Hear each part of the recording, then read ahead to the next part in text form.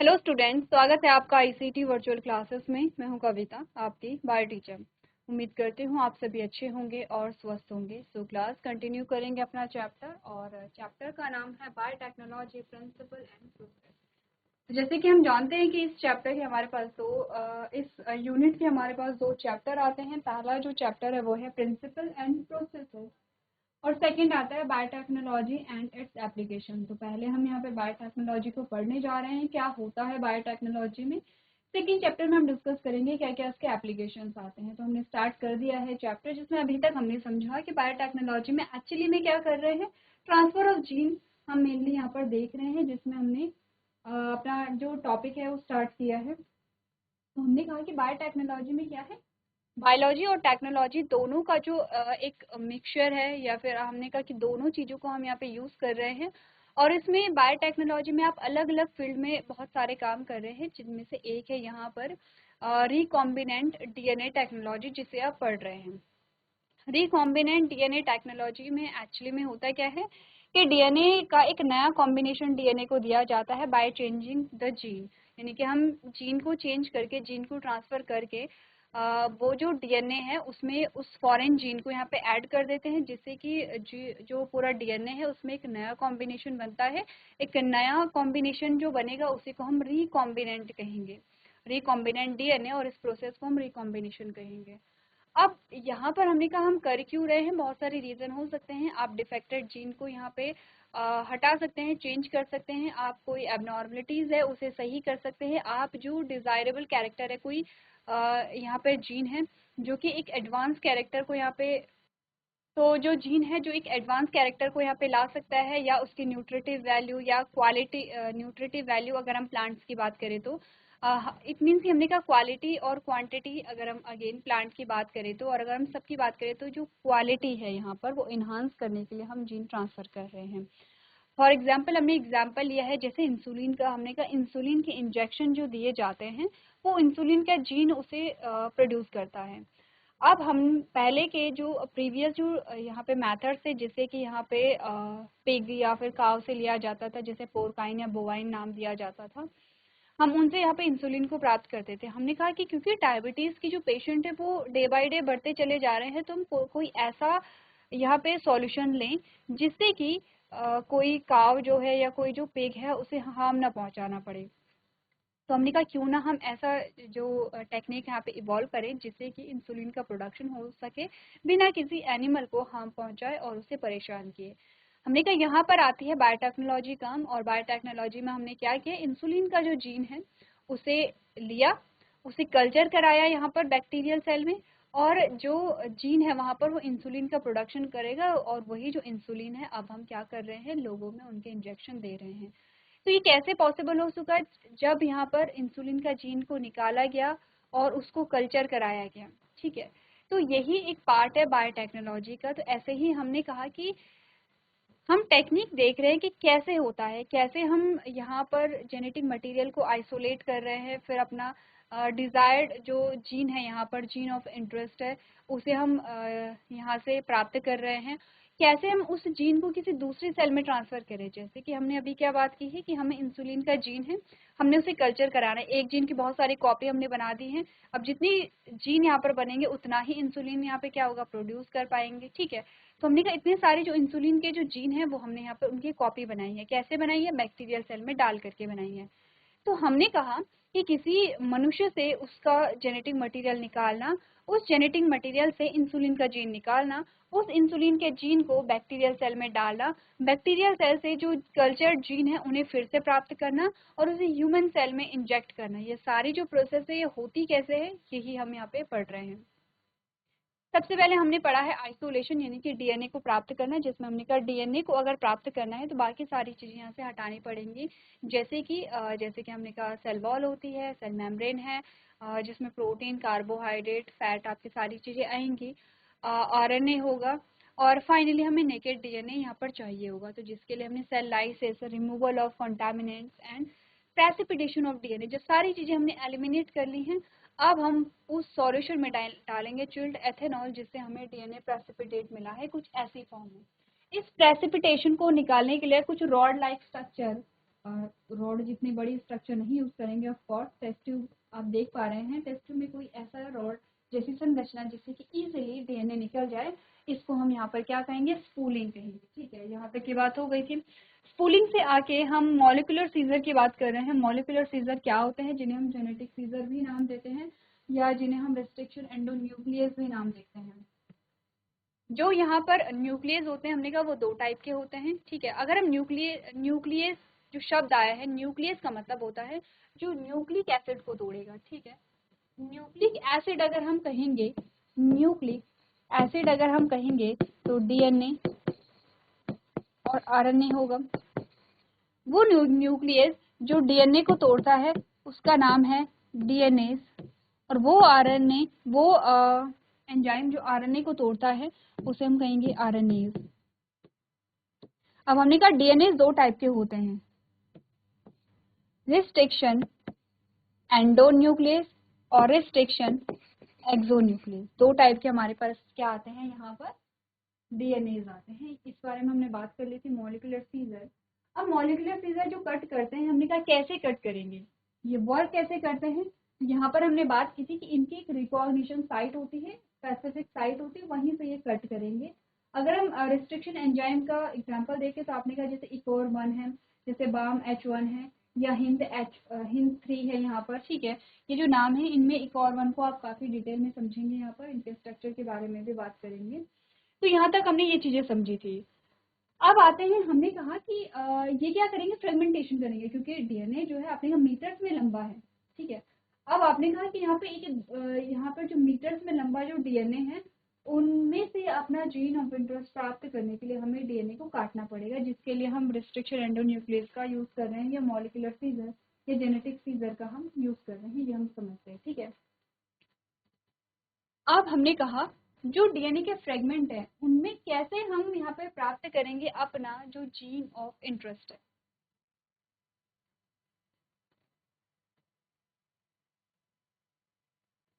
ठीक है, हमने कहा अपना जीन ऑफ इंटरेस्ट हम कैसे प्राप्त करेंगे, तो हमने कहा हम यहाँ पर क्रिएट करते हैं एक सिस्टम जिसको हम कहते हैं यहाँ पे जेल इलेक्ट्रोफोरेसिस, जिसमें एक जेल की शीट होती है, और ये जो जेल की शीट होती है एग्रोस जेल से बनी होती है। एग्रोस जेल को प्राप्त किया जाता है रेड एल्गी से। ठीक है, एल्गी यानी कि शैवाल से।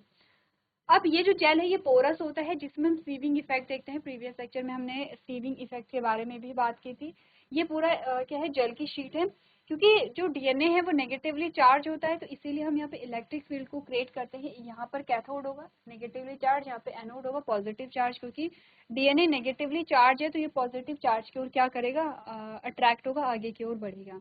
अब जब डीएनए के फ्रेगमेंट आगे की ओर बढ़ते हैं तो ये अरेंज हो जाते हैं, जिसमें हम देखते हैं कि जो बड़े साइज है, जिसमें हम देखते हैं जो बड़े साइज हैं वो पीछे रह जाते हैं, और जो छोटे साइज हैं वो आगे की ओर बढ़ते चले जाते हैं।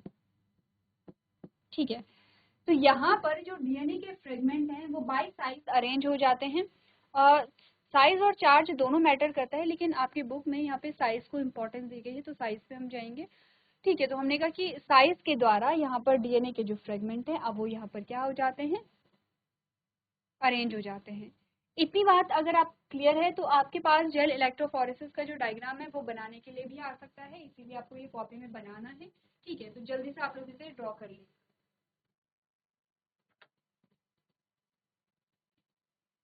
अब यहाँ पर इसके बाद ये चीजें हम पढ़ चुके हैं, इतना जो हमारा यहाँ पे पार्ट है वो प्रीवियस लेक्चर में कंप्लीट हो चुका है, जिसमें आपने पढ़ा है प्रिंसिपल ऑफ सेपरेशन क्या है, यहाँ पर जेल किस चीज से बनी है, सीविंग इफेक्ट क्या है। अब हमने कहा कि जो यहाँ पे जेल की शीट है,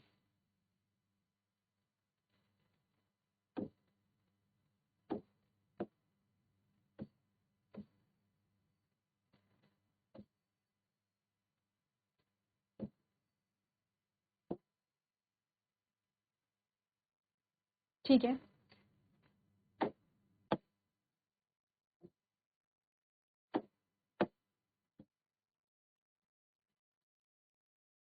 जो एक सी शीट हमारे पास आती है ये है एक जेल, और यहाँ पर हमने कहा यहाँ पे क्या बने थे, वेल बने थे, यानी कि गड्ढे बने थे, जिनमें जो डीएनए के फ्रेगमेंट हैं उन्हें यहाँ पे क्या किया, ऐड किया गया है।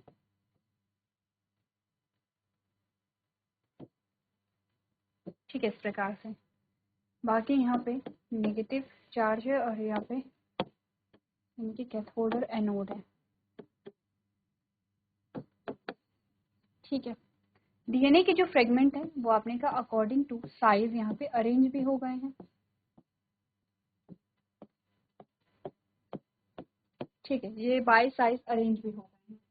तो क्या यहाँ पर हमारा जो जीन ऑफ इंटरेस्ट है वो अब विजिबल है? हमने कहा नहीं, अभी तक विजिबल नहीं है। इसलिए सबसे पहले यहाँ पे डाई डाली जाएगी, एक डाई अप्लाई की जाती है यहाँ पर। डाई का नाम है इथिडियम ब्रोमाइड। ठीक है, और यहाँ पर क्या किया जाता है, डाई डाई क्यों किया जाता है? कलर करने के लिए। ठीक है, डाई जो है वो कलर करने के लिए किया जाता है। स्टेन करते हैं आपने, जब आप प्रैक्टिकल करते हैं और किसी भी चीज़ का जब आप यहाँ पे टीएस देखते हैं, ठीक है, कोई भी जब आप यहाँ पर स्पेसिमेन बनाते हैं तो आप उसे डाई करते हैं जिससे कि क्लियरली विजिबल हो। जब आप कलर को देखते हैं तो आप पार्ट को बहुत अच्छे से यहाँ पे समझ पाते हैं और देख पाते हैं। तो वैसे ही हमने कहा हम क्या करेंगे, यहाँ पे डाई करेंगे। तो क्या आप कलर करने के बाद हमें डीएनए दिख जाएगा? हमने कहा नहीं, अभी नहीं दिखेगा। कलर करने के बाद आप यहाँ पर यूज करते हैं यूवी लैम्प। ठीक है, जब आप यूवी लैम्प को यूज करेंगे तो आपको ऑरेंज कलर के स्ट्रैंड दिखेंगे।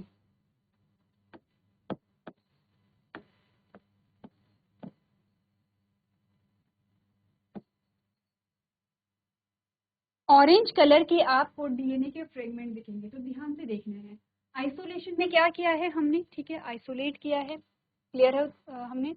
फिर हमने क्या किया है, यहाँ पर जो वहाँ पे कॉन्टामिनेंट्स थे उन्हें रिमूव किया है। पहले जब हमने आइसोलेशन किया तो हमने डिफरेंट एंजाइम्स यूज़ किए जिससे सेल वॉल रिमूव हो। फिर हमने और जो चीज़ें थी उन्हें वहाँ पे रिमूव किया। फिर हमने यहाँ पे क्या किया है, जो कॉन्टामिनेंट्स को रिमूव किया है। फिर हम यहाँ पर प्रेसिपिटेट यूज़ करेंगे या प्राप्त करेंगे, यूज़ नहीं करेंगे, प्राप्त करेंगे। डीएनए का जो प्रेसिपिटेट है उस वो हम प्राप्त करेंगे जब हम चिल्ड एथेनॉल डालेंगे। जब हमारे पास डीएनए का प्रेसिपिटेट आ गया है तो अब हम स्पूलिंग करेंगे। तो आपने कहा कि डीएनए आइसोलेशन में क्या क्या पढ़ा है? डीएनए आइसोलेशन में precipitation of DNA and spooling of DNA, ये दो स्टेप्स आपने पढ़े हैं। उसके बाद हमने कहा डीएनए अब आ गया है नेकेड डीएनए, हमने फ्रेगमेंटेशन पढ़ा है। फ्रेगमेंटेशन के बाद हमने क्या पढ़ा है? जेल इलेक्ट्रोफोरेसिस पढ़ा है। जेल इलेक्ट्रोफोरेसिस करने के बाद हमारे पास रिजल्ट ये आया कि डीएनए के जो फ्रेगमेंट थे या डीएनए के जो पीस थे वो अपने साइज के अकॉर्डिंग सेट हो गए हैं, अरेंज हो गए हैं। अब हमें यहाँ पर एक डाई यूज करनी है स्टेन करने के लिए, और डाई का नाम है इथिडियम ब्रोमाइड। आप इसका नाम याद रखेंगे, आपको ये नोट करना है क्योंकि ये इंपॉर्टेंट है, आता है, पूछा जाता है। ठीक है, एथिडियम ब्रोमाइड यूज करने के बाद जब हमने स्टेन कर लिया है उसके बाद भी हमें ऐसे जो डीएनए के फ्रेगमेंट है वो नहीं दिखते हैं। जब यहाँ पे यूवी लैंप यूज किया जाता है तब जाकर के आपको ऑरेंज जो स्ट्रैंड है वो यहाँ पे दिखाई देते हैं। आपकी बुक में इमेज दी गई है। आप क्या करेंगे, घर जाकर के यहाँ पर सर्च करेंगे और आपको जो ऑरेंज कलर के बैंड हैं वो दिखाई देते हैं यहाँ पर। ठीक है, तो अब यहाँ से अपना जो जीन ऑफ इंटरेस्ट है वो यहाँ से प्राप्त किया जाता है। अब आप सोचेंगे कि ऑरेंज कलर के तो सारे ही बैंड होंगे, सारे ही जो स्ट्रैंड है वो ऑरेंज कलर के दिखेंगे डीएनए के, तो जीन ऑफ इंटरेस्ट कैसे प्राप्त किया जाता है? अब यहाँ पर ये बहुत डीप जो प्रोसेस है वो बहुत डीप में चली जाती है, इतने डीप में आपसे पूछा नहीं जाएगा। जब आप यहाँ पर मेडिकल फील्ड में जाते हैं और जब आप यहाँ पे कोर्स करते हैं, कोई पर्टिकुलर कोर्स जब आप यहाँ पर कर रहे हैं तब जाकर के आप यहाँ आपको ये जो प्रोसेस है वो समझाई जाती है। तो इतने डीप में आपके पास नहीं आएगा, हम उतना यहाँ पे कवर करेंगे जितना हमारे पास है। अब यहाँ पे क्या होगा, हमारा जीन ऑफ इंटरेस्ट हमें मिल गया है। फॉर एग्जाम्पल हमारा जीन ऑफ इंटरेस्ट है ये, ठीक है। अब इसे यहाँ से हमें प्राप्त करना है। ठीक है, जो जेल है जेल से हमें इसे प्राप्त करना है। तो उससे पहले आपको ये तो नाम है इथिडियम ब्रोमाइड और यूवी लैम्प जो है वो कहाँ पे क्यों यूज़ किया जाता है वो आप यूज़ कर लेंगे, वो यहाँ पे नोट आप जल्दी से कर लेंगे। चलिए, अब नेक्स्ट पार्ट आता है कि हमें यहाँ पर इस जेल से अपने जीन ऑफ इंटरेस्ट को कैसे अलग करना है। तो इस प्रोसेस को हम कहते हैं यहाँ पर इल्यूशन। इल्यूशन सिंपल सी चीज़ है। यहाँ पर क्या होता है, जो जेल है, जैसे कि जेल है, यहाँ पर ये जेल है और यहाँ पर किसी चीज़ से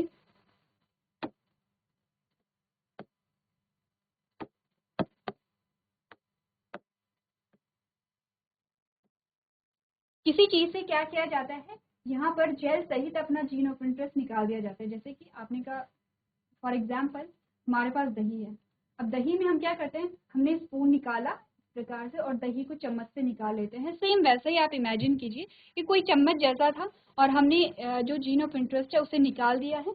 लेकिन जीन ऑफ इंटरेस्ट को सिर्फ जीन ऑफ इंटरेस्ट नहीं निकाला है, बल्कि उसमें जो जेल है, जेल के साथ ही जीन ऑफ इंटरेस्ट यहाँ पर निकाला है। ठीक है, तो आपने कहा after DNA or protein fragments are separated by size of an agarose gel, the band containing the desired molecules is cut out. The DNA is then extracted from the gel piece and released into the elution buffer to be collected and purified. हमने कहा कि अब हम उसे प्राप्त कर लेंगे तो हमारा जीन ऑफ इंटरेस्ट होगा। ठीक है, इल्यूशन किसे कहते हैं, एक बार आप लोग इसे नोट कर लेंगे। चलिए, अब यहाँ पर हमने बात की है इल्यूशन, तो इल्यूशन तक की बात हमने कहा हमारे पास हमारा जो जीन ऑफ इंटरेस्ट है वो आ गया है, यानी कि हमने जो ये जेल था, ठीक है, ये जेल है,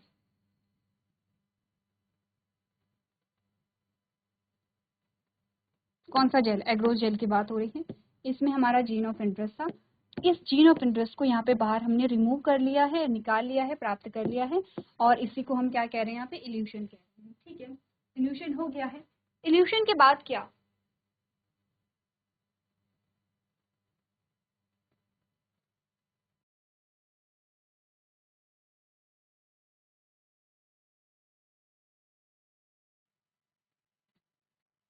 अभी तक हमने क्या क्या चीजें समझी हैं, अगर हम स्टेप वाइज देखें, हमने कहा सबसे पहला जो आइसोलेशन है, उसमें जो जेनेटिक मटेरियल है उसे हमने प्राप्त किया है इस प्रकार से एज अ नेकेड डीएनए।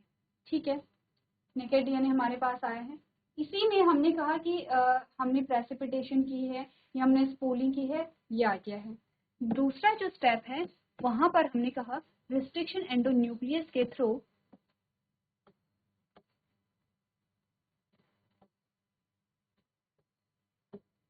हमारे पास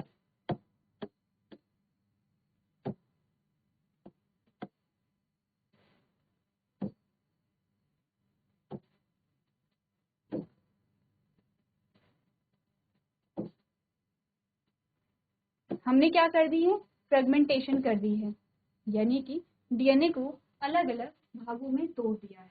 ठीक है, थर्ड जो स्टेप था जिसमें हमने बात की है जेल इलेक्ट्रोफोरेसिस की, उसमें हमने कहा कि डीएनए का जो सेगमेंट है उसे हमने साइज वाइज यहाँ पे अरेंज कर लिया है।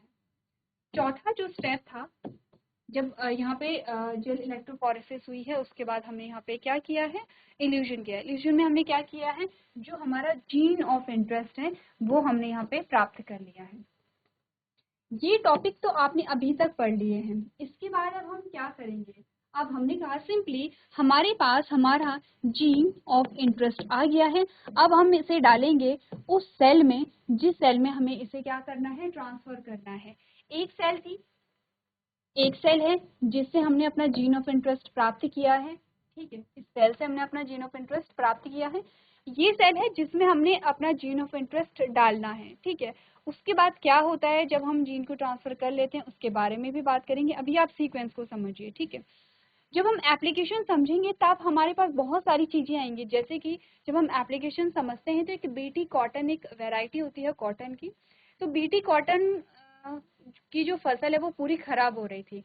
अब बीटी कॉटन में हमने कुछ इसी प्रकार की टेक्निक का यूज किया है, उसके जीन में कोई चेंज यहाँ पर किया है, जिससे कि बीटी कॉटन को खाने वाले कीड़े जैसे ही उसको खाते थे, जैसे ही उस प्लांट को खाते थे वैसे ही वो मर जाते थे। अब इससे क्या हो गया, जो बीटी कॉटन है, एक टाइम पे बीटी कॉटन पर वो क्या थे, अपने भोजन के लिए निर्भर थे, बीटी कॉटन को खा रहे थे, और जो बीटी कॉटन का जो पौधा है, प्लांट है, वो पूरी फसल खराब हो जा रही थी। जब हमने उसमें एक नया जीन डाला, एक नया जीन इंट्रोड्यूस किया है, यानी कि बायोटेक्नोलॉजी जब वहाँ पे अप्लाई की है, तो अब क्या हुआ है, जैसे ही वो बीटी कॉटन को खा रहे हैं वैसे वो मर जाते हैं और बीटी कॉटन की फसल अच्छे से वहाँ पे ग्रो हो पा रही है। तो हमने कहा कि बहुत सारे एप्लीकेशन हम इसी प्रकार के वहाँ पर पढ़ेंगे, तो इसीलिए आप ध्यान से समझिए चीज़ों को कि कैसे यहाँ पर हम क्या कर रहे हैं, ट्रांसफर ऑफ जीन या रिकॉम्बिनेंट डीएनए टेक्नोलॉजी को पढ़ रहे हैं। अब हमें इस सेल में डालना है अपना जीन ऑफ इंटरेस्ट, ठीक है। और इस सेल में डालने के लिए हमें कुछ तो ऐसा चाहिए होगा, हमने कहा या तो हम डायरेक्टली डाल दें, डायरेक्टली इंजेक्ट कर दें, हमने जीन ऑफ इंटरेस्ट इसमें डाल दिया है। लेकिन जो डीएनए होता है, यहाँ पर जो डीएनए होता है वो हमने कहा हाइड्रोफिलिक होता है या वाटर लविंग जिसे हम कहते हैं, ठीक है। अगर ये हाइड्रोफिलिक है या वाटर लविंग है तो ये सेल मेम्ब्रेन को क्रॉस नहीं कर पाएगा। ये बात तो हम जानते हैं, सेल मेम्ब्रेन का स्ट्रक्चर हमने पढ़ा है क्लास 11th में, हमारे पास सेल साइकिल सेल डिवीजन एक चैप्टर था। इसके अलावा एक सेल चैप्टर था जिसमें हमने प्लाज्मा मेम्ब्रेन पढ़ी थी। और प्लाज्मा मेम्ब्रेन क्या होती है, फॉस्फोलिपिड बाइलेयर होती है, फॉस्फेट और लिपिड की क्या होती है, बाइलेयर होती है, ठीक है।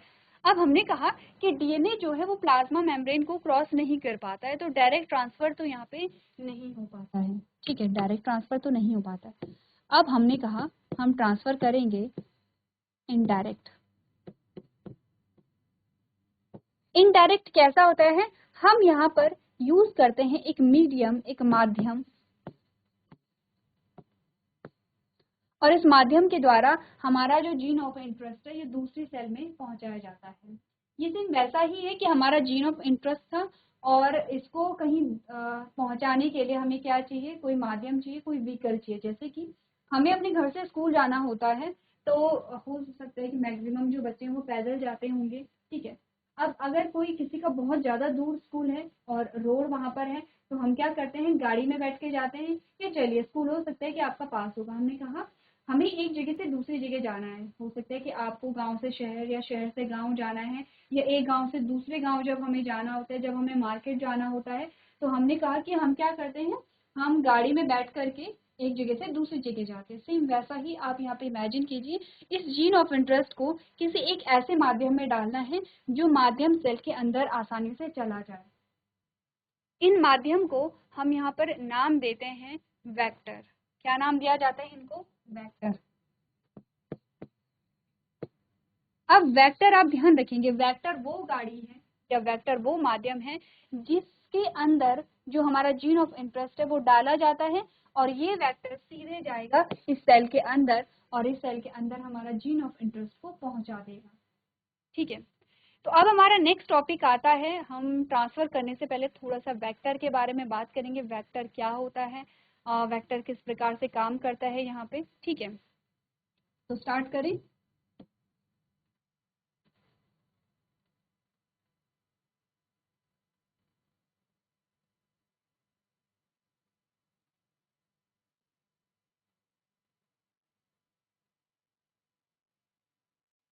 चलिए, टॉपिक है हमारा वेक्टर। वेक्टर वो माध्यम होता है यहाँ पे जो क्या करता है, हमारे जीन ऑफ इंटरेस्ट को दूसरे सेल में ट्रांसफर करने में हेल्प करता है।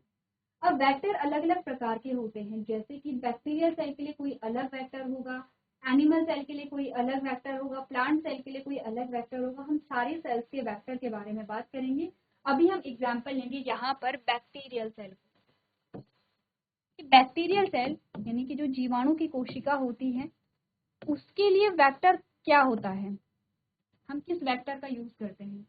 अगर हम बैक्टीरियल सेल को देखें, इस प्रकार की जो सेल है हमारे पास बैक्टीरियल सेल आती है, और इसमें अगर हम देखें इसका क्या है, ये क्रोमोसोम है, सिंगल क्रोमोसोम होता है, सर्कुलर होता है, यही हमने बात की थी। ये न्यूक्लियोइड रीजन है जहाँ पर क्या है, न्यूक्लिक एसिड या फिर जेनेटिक मटेरियल पाया जा रहा है। आपने कहा यहाँ पर ये क्या है, प्रोकैरियोटिक सेल होती है क्योंकि इनमें सेल मेम्ब्रेन, इसमें मेम्ब्रेन बाउंड ऑर्गेनेलीज नहीं है और न्यूक्लियर मेम्ब्रेन नहीं है, सेल मेम्ब्रेन है लेकिन न्यूक्लियर मेम्ब्रेन नहीं है। ये तो है इसका जेनेटिक मटेरियल, किसका, बैक्टीरियल सेल का।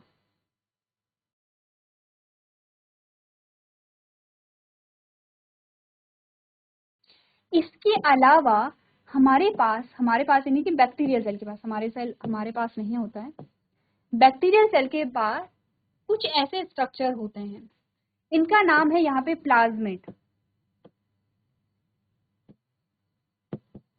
और ये प्लाज्मिड क्या है, एक्स्ट्रा जेनेटिक मटेरियल है।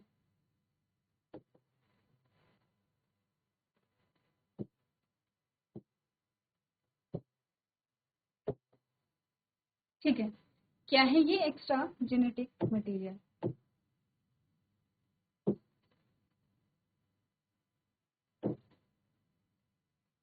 यानी कि जो मेन जेनेटिक मटेरियल है बैक्टीरिया का वो तो ये है, इसके अलावा कुछ और स्ट्रक्चर होते हैं वो भी जेनेटिक मटेरियल ही होते हैं बैक्टीरियल सेल के, और इनका नाम होता है प्लाज्मिड, जो एक्स्ट्रा जेनेटिक मटेरियल है। यहाँ पर किसी बैक्टीरियल सेल में एक प्लाज्मिड भी हो सकता है, बहुत सारे प्लाज्मिड भी हो सकते हैं, वेरी करते हैं कि कौन सा बैक्टीरिया है। यही जो प्लाज्मिड होते हैं ये एज अ वेक्टर काम करते हैं, यहाँ पर बैक्टीरियल सेल में एज अ वेक्टर काम करते हैं, कौन? प्लाज्मिड। ठीक है, अब इन प्लाज्मिड के बारे में थोड़ा सा और जानेंगे कि कैसे ये प्लाज्मिड वेक्टर के रूप में काम करते हैं, और इसी के साथ हम और जो टॉपिक हैं यानी कि जो अगले हमारे जो टॉपिक हैं उनको डिस्कस करेंगे। तो आपको करना क्या है, अभी तक के जो टॉपिक हैं आप लोगों ने रिवाइज करेंगे, पढ़ करके लेकर के आएंगे। तो आज के सेशन में हम इतना ही करेंगे। अभी तक क्लास में बने रहने के लिए आपका धन्यवाद।